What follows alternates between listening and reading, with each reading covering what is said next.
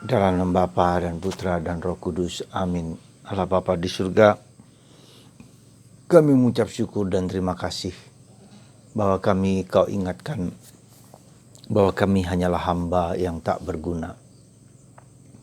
Kami hanya menjalankan tugas dan tanggung jawab yang Kau berikan kepada kami dengan setia.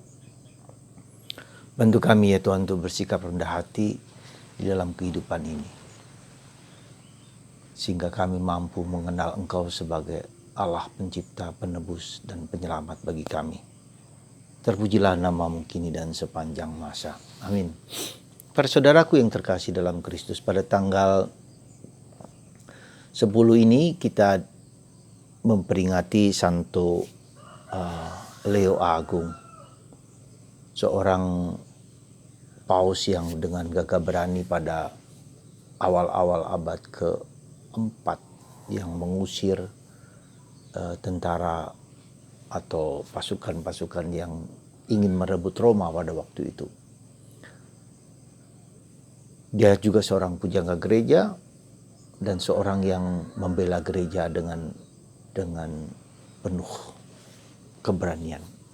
Kita butuh orang-orang yang seperti beliau, maka disebut Santo Leo Agung, yang mempertahankan gereja dengan sepenuh hati. Saudaraku yang terkasih dalam Kristus, nah, dalam kehidupan kita tahu bahwa kita adalah anak-anak Allah. Ya. Gelar ini sesuatu yang sangat penting, yang sangat mendasar, karena kita diberi status posisi yang luar biasa oleh Tuhan. Kita dikasihi, disayangi, dicintai, dan diselamatkan ya oleh Tuhan, supaya kita kembali akhirnya kepada Dia. Di samping itu kita juga adalah sahabat Yesus, sahabat Allah. Kita adalah orang yang diberi kepercayaan untuk menjalankan apa yang menjadi kehendaknya bagi kita, sahabat. Ya, kita mengerti apa yang menjadi kehendak Allah.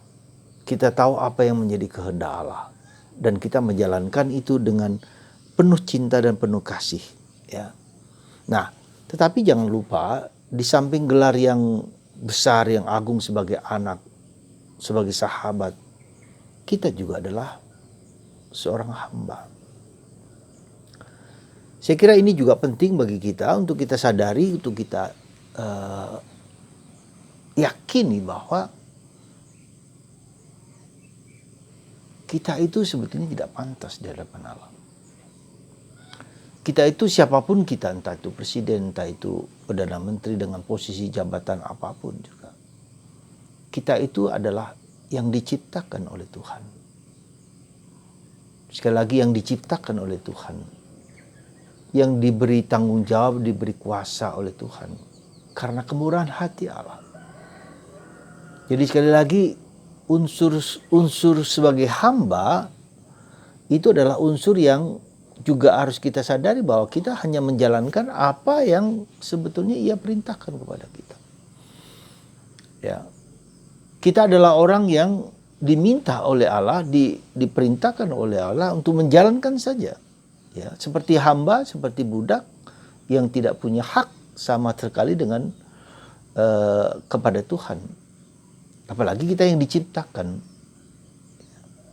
Nah, saya kira unsur ini cukup penting kita sadari, supaya kita tahu bahwa kita dalam kehidupan ini ada unsur yang harus kita jalani dengan setia, dengan tekun, ya, dengan taat.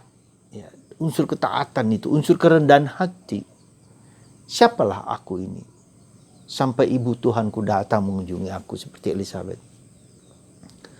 Ya, ketika kita melihat keagungan Allah, ya, kita melihat kecemerlangan kemuliaan Allah yang begitu besar. Dan siapa saya ini? Maka kalau kita lihat dalam kitab suci bagaimana Petrus, Yakobus, dan Yohanes di atas gunung, di mana Yesus berubah rupa dengan wajah, baju yang berkilau-kilauan, tak ada sabun pun yang dapat mencucinya.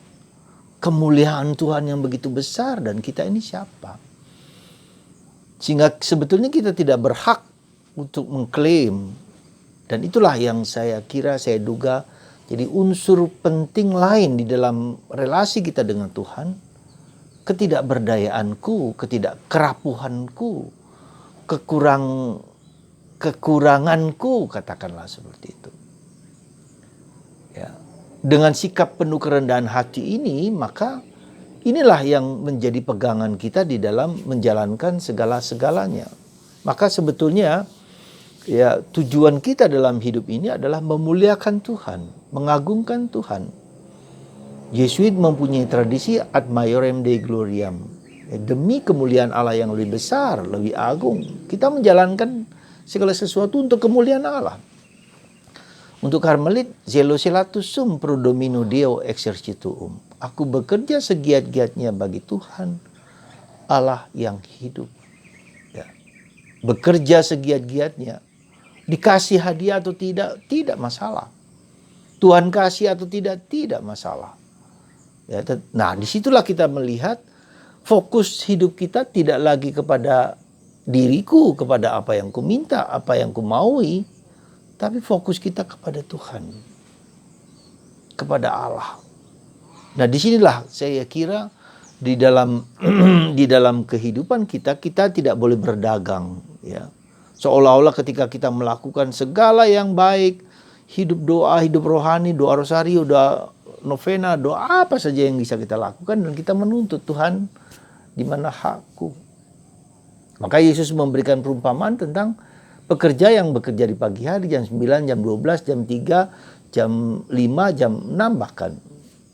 Itu adalah hak, privilege dari Tuhan, hak Allah untuk melakukan itu. Maka saudaraku yang terkasih dalam Kristus, unsur penting di dalam hidup doa, hidup rohani adalah kerendahan hati. Maka di belakang saya adalah lukisan tentang Bunda Maria, Ancilla Domini, hamba Tuhan. Kita adalah hamba Tuhan yang tidak layak dan tidak pantas. Bersabdalah ya Tuhan, hambamu mendengarkan. Maka mari saudaraku yang terkasih dalam Kristus, kita bersikap seperti orang yang rendah hati, seperti Bunda Maria. Tidak pantas dan tidak layak. Kita menjalankan apa yang menjadi perintah Tuhan bagi kita. Semoga saudaraku terkasih, sikap kerendahan hati ini menjadi suatu pegangan di dalam diri kita ketika kita menjalankan hidup rohani. Ketika kita mengikuti Yesus, ketika kita menjalankan segala-galanya, aku memuliakan Tuhan. Hatiku bersukaria karena Allah juru selamatku.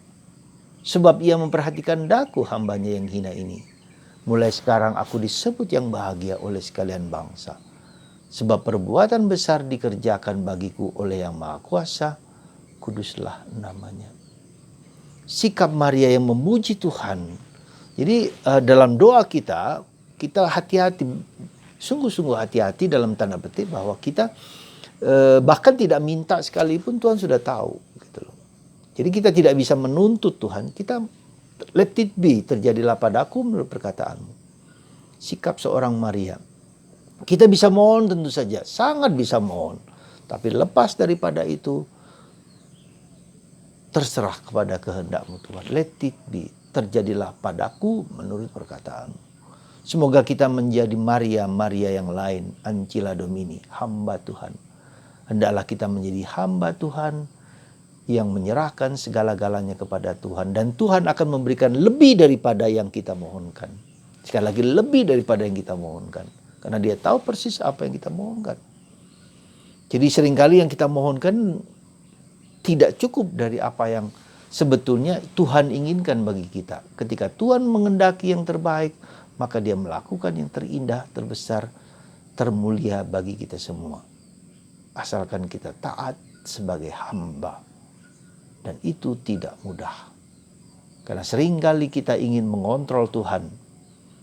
Ya, maka mari kita bersikap penuh kerendahan hati. Terjadilah padaku menurut perkataanmu. Aku ini hamba Tuhan. Aku hamba Tuhan. Mari kita mohon rahmat lewat perantaran Bunda Maria, supaya kita memiliki hati yang rendah hati. Berfokus kepada Tuhan, bukan pada diriku sendiri. Bahkan kita tidak perlu meminta kepada Tuhan dan Tuhan tahu apa yang menjadi kehendak kita, kemauan kita. Tuhan memberkati Anda. Semoga hidup rohani kita bersandarkan kepada kerendahan hati. Tuhan memberkati Anda semua, memberkati kita semua dalam nama Bapa dan Putra dan Roh Kudus. Amin.